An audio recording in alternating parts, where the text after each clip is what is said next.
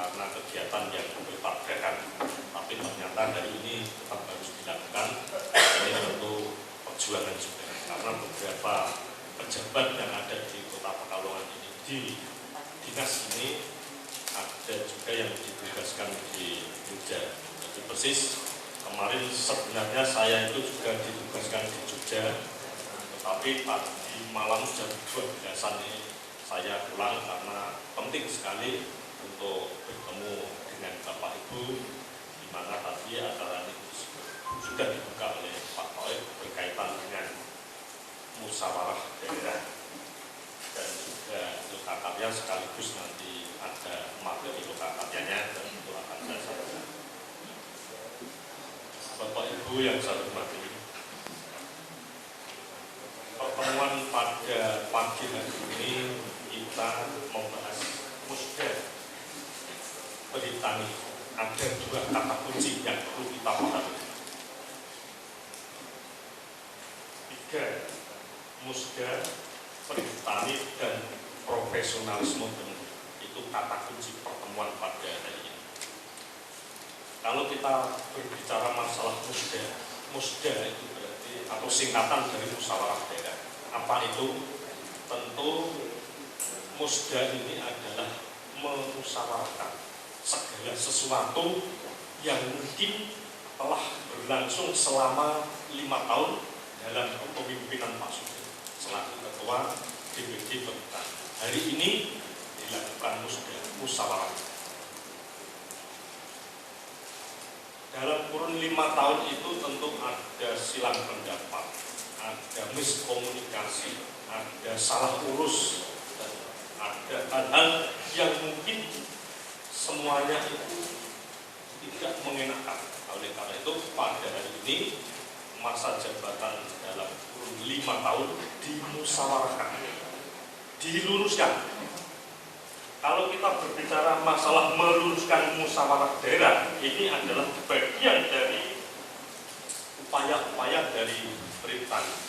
Apakah yang sudah dilakukan selama ini hal-hal yang berhubungan dengan tugas Perhutani, utamanya jalinan kerjasama antar lembaga. Maksud saya jalinan kerjasama yang telah dilakukan Perhutani dengan dinas pemerintah, apakah sudah berlangsung? Ini perlu kita evaluasi. Kemudian tugas-tugas dari keperhutanian untuk minterke, bahasa Jawanya, minterke anggotanya, ini apakah juga sudah dilakukan? Bentuknya apa minterke? Tentu kalau kita berbicara minterke, tentu ada hal-hal yang berhubungan dengan upaya itu. Misalnya selama kurun waktu 5 tahun ini apakah ada kegiatan yang berhubungan dengan seminar, lokakarya, dan juga komunikasi dengan lembaga penelitian lain. Ini apakah sudah dilakukan? Ini yang perlu kita musyawarahkan nanti, sehingga pada hari ini sangat tepat sekali untuk mengkritisi, untuk mensikapi supaya Perhutani ke depan ini lebih eksis. Ini yang dimaksud di dalam musda. Eksis yang bagaimana? Tentu dalam Perhutani ini ada namanya anggaran dasar, anggaran rumah tangga. Apakah selama ini sudah dijalankan? Nah, itu adalah tugas dari Bapak Ibu sekalian selaku anggota Perhutani untuk memberikan masukan atau saran.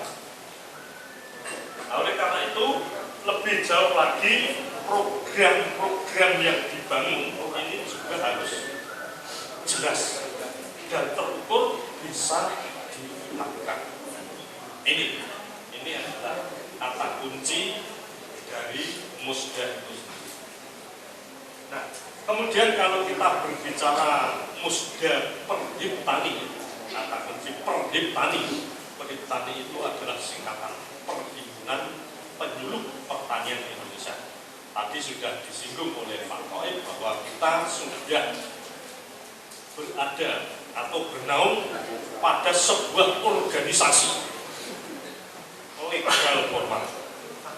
Bahkan kalau organisasi ini bersifat baru, misalnya Pemilu Himpunan Peneliti Indonesia, ini aturan-aturan yang dituangkan kemarin saya baru baca, ini adalah hukumnya wajib untuk menjadi anggota. Nah, nampaknya mungkin ya, ini nampaknya keanggotaan Britani ini memang ada semacam beda pendapat antar kabupaten. Ilustrasinya, mungkin untuk keanggotaan para THL khusus Kabupaten Pekalongan belum menyeluruh. Kenapa? Karena pada pertemuan hari ini yang memakai baju Britani ini nampaknya ASN semua, yang THL belum. Sementara kalau kita mengacu siapa anggota Britani, anggota Britani adalah satu, jelas penyuluh pertanian, PNS, kemudian orang-orang yang selama ini peduli terhadap pertanian, kemudian pihak lain yang ingin menjadi masuk itu adalah anggota pertanian. Kalau kita berbicara penyuluh, tentu di situ ada penyuluh PNS, penyuluh THL dan lain sebagainya. Ini untuk Kabupaten Rembang misalnya, itu kepala dinasnya memberikan hukumnya wajib. Gitu. Ini adalah tentang pertanian. Jadi pada hari ini nanti juga kita perlu meluruskan bagaimana status dari rekan-rekan atau teman-teman THL itu dalam hal pertanian. Karena dalam hal ini saya juga sering mendapatkan pertanyaan begini, janjane apa to fungsinya masuk Britani dan lain sebagainya. Mengapa Britani tidak seperti PGRI dan lain sebagainya? Nah, ini perlu Bapak Ibu tahu. Nampaknya kita di dalam memfisiologikan sapu lidi ini masih kurang. Kebetulan istri saya itu kan kepala sekolah ya, jadi saya itu persis tentang PGRI di sana. Coba Bapak Ibu asumsikan atau bayangkan, setiap desa itu misalnya ada 3 SD. Satu SD itu tidak kurang dari 15 guru. Berarti satu desa ada 45 anggota. Kalau satu kecamatan ada 20 desa, berarti satu kecamatan ada 300 guru. Dan semuanya itu terstruktur sedemikian rupa menjadi anggota PG. Di mana keanggotaannya itu seperti kita, di sana ada Jerbasuki Mowobio. Dukungan iuran yang sudah disepakati itu dibayar secara konsisten. Itu adalah PGRI. Tetapi kita lihat dan perhatikan hari ini Perhiptani, jumlah penyuluh di Jawa Tengah hari ini itu kurang lebih 4.200 berapa, karena terusung. Kalau kita rinci, kita turunkan lagi per kabupaten, itu rata-rata kabupaten itu ada kurang lebih misalnya 100 orang. 100 orang kemudian di breakdown dari sekian tadi di desa. Jadi keseimbangan keanggotaan ini tidak seperti PG. Kemudian alur Jerbasuki Mowobio, karena saya kan berada pada tingkat provinsi, tahu, merasakan seperti ini kesulitan-kesulitan dikaitkan dengan pendanaan dan lain sebagainya. Karena tempo hari saya disurati oleh DPP pusat, itu intinya bagaimana ini gerakan dari kawan-kawan di tingkat bawah untuk berpartisipasi memberikan iur, dan dana itu setelah kumpul rencananya akan digunakan untuk pertemuan membahas penyuluhan tingkat nasional, tetapi hari ini kesulitan juga. Jadi nampak sekali. Tetapi kalau kita perhatikan PGRI lain lagi pada tataran kabupaten saja, itu ada mobil PGRI dan lain sebagainya. Ini memberikan arah atau istilahnya petunjuk bahwa itu kekuatannya luar biasa karena tumpang tadi filosofi satu leginya luar biasa. Nah, oleh karena itu kita yang berada pada posisi ini seperti ini nampaknya juga perlu meniru, gitu. Perlu meniru, terutama adalah greget kita perlu kita tingkatkan. Karena Perhimpunan Penyuluh Pertanian Indonesia atau Perhitani ini dibentuk dan didirikan oleh pejabat-pejabat kita yang sebagian sudah almarhum, itu pada tanggal 5 Juli tahun 87 di Subang. Ini sudah luar biasa. Kemudian kita yang sudah menganut atau sebagai anggota di belakang ini mau tidak mau memang dituntut untuk profesi meningkatkan organisasi ini tepat pada tempat. Nah, bagaimana tata caranya nanti kita bahas pada forum, karena ini sambutan tentu saya juga sebagai musda Perhitani. Kemudian kata-kata profesionalisme, kata kuncinya di sini. Profesionalisme. Profesionalisme itu berarti seseorang, dalam hal ini penyuluh pertanian, melakukan tugas pokok dan fungsinya itu sesuai dengan tugas itu yang ada dengan penuh rasa tanggung jawab. Pengertian penuh rasa tanggung jawab itu diilustrasikan, ya, masuk kerja tepat pada jamnya, pulang kerja tepat pada jamnya. Kemudian hari ini juga kehadiran dengan menggunakan pager atau sidik jari dan lain sebagainya. Ini apakah juga sudah dilakukan? Nah, ini nampaknya juga perlu kita pikirkan bareng bahwasanya apakah profesionalisme ini sudah melekat baik di Kabupaten Pekalongan, utamanya Bapak Ibu selaku anggota Pekalongan. Ini mari nanti juga kita rumuskan. Nah, oleh karena itu poin-poin tersebut tentu ke depan atau beberapa saat, karena hari ini dilakukan musda pergantian pengurus, ya saya mohon kalau nanti pengurus yang akan diusung oleh Bapak Ibu itu kalau saya menengarai itu istilahnya semuanya atau pengurus itu mempunyai SIM P. SIM itu apa? SIM P itu yang jelas itu solid itu berarti kompak antara pengurus. Ini saya rasakan dalam tingkat ke provinsi, apabila tidak ada kekompakan sulit untuk mencapai cita-cita atau mewujudkan tujuan dari Perhitani itu sendiri.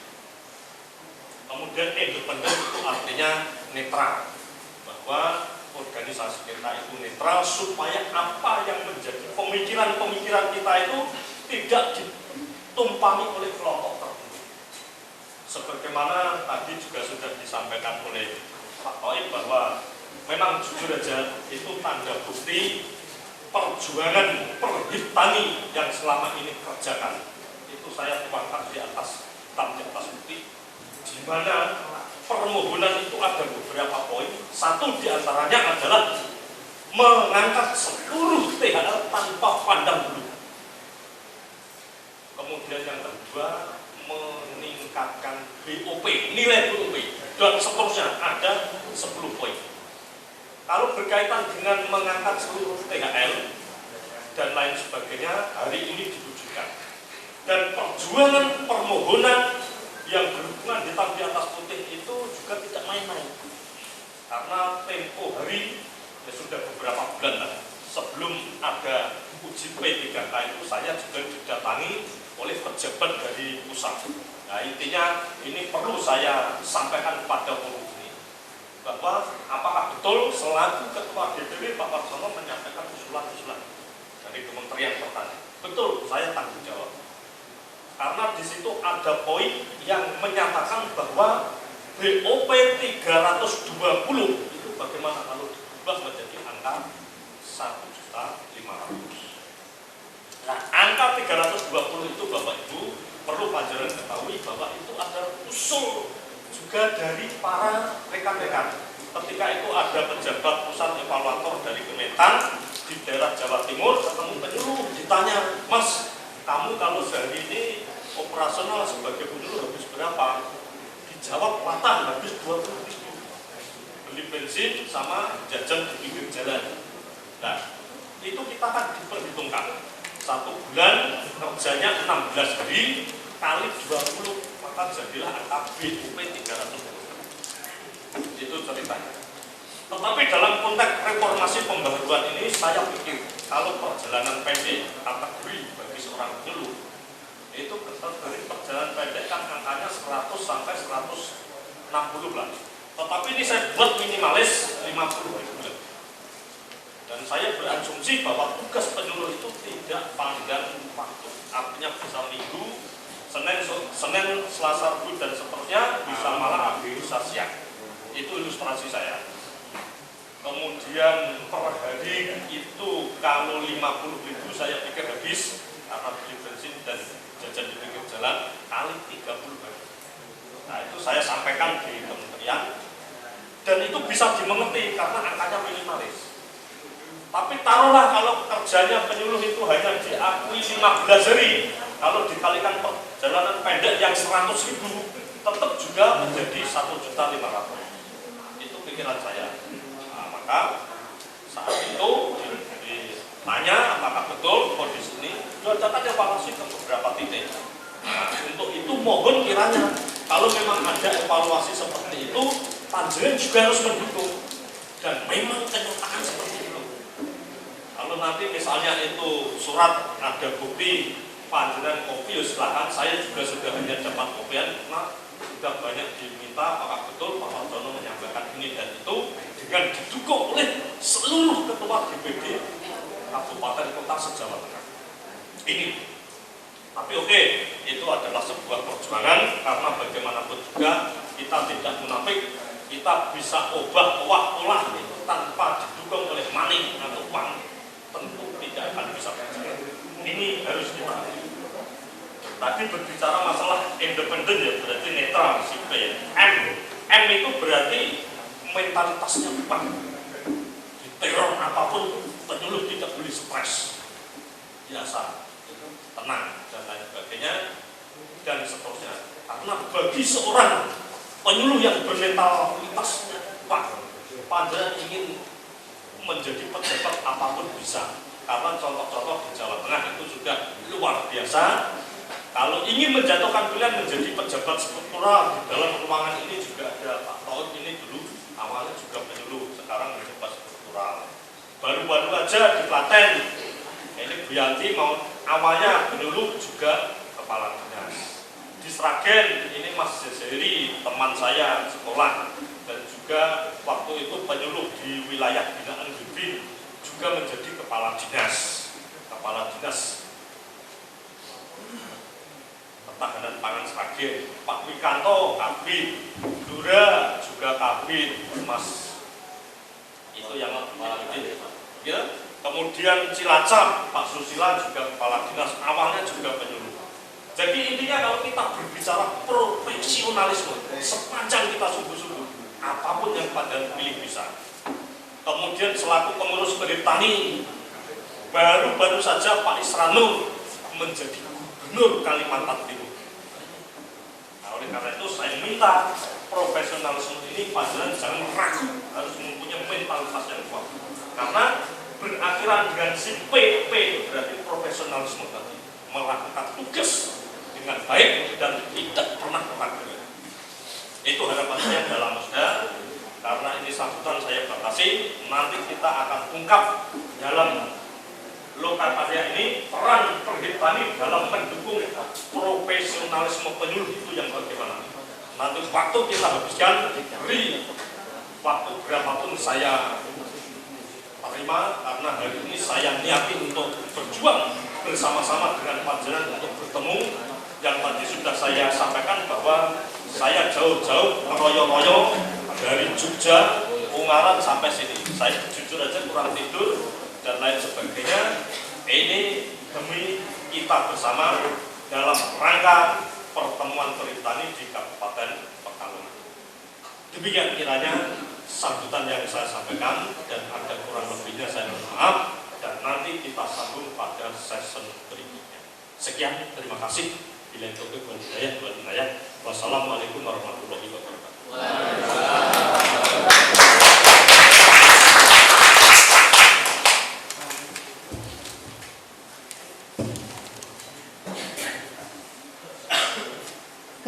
haturkan terima kasih. Bapak dan Ibu yang kami hormati, untuk acara selanjutnya yaitu doa. Kepada Bapak Ahmad Sani Rizdiawan SPT kami persilahkan.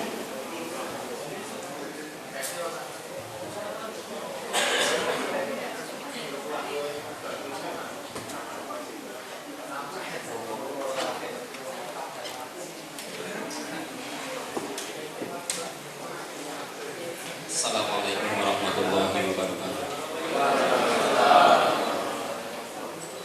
Bismillahirrahmanirrahim. Alhamdulillahirabbil alamin. Hamdan syakirin, hamdan na'imin, hamdan yuwafi ni'mahu wa yukafi mazidah. Ya Rabbana lakal hamdu kama yanbaghi li jalali wajhika wa 'azimi sultanik. Allahumma shalli wa sallim wa barik ala sayyidina Muhammad wa ala ali sayyidina Muhammad. Allahumma ya Allah, ya Tuhan kami, dengan mengucapkan puji dan syukur kehadirat-Mu ya Allah, atas segala rahmat dan karunia-Mu yang telah Engkau limpahkan kepada kami, kepada para pemimpin kami, kepada masyarakat dan negara kami. Ya Allah, ya Rabbana, ya Karim, jadikanlah acara Musda Perhutani Kabupaten Pekalongan sebagai majelis yang bermanfaat, yang membuahkan hasil yang bermanfaat bagi pembangunan pertanian, khususnya pembangunan penyuluhan pertanian. Ya Allah, ya Rabbana, tidak lain acara ini ditujukan untuk memperoleh ridho-Mu ya Allah. Berilah kami petunjuk, bimbingan kepada kami, agar kami dapat menjalankan dengan baik demi masyarakat kami di masa yang akan datang. Allahumma ya Allah, ya Rabbana, ya Karim, jadikanlah kami semua yang hadir ini sebagai abdi negara, abdi masyarakat yang memiliki sifat amanah. Jika kami pemimpin, jadikanlah pemimpin yang amanah. Jika kami rakyat, jadikanlah rakyat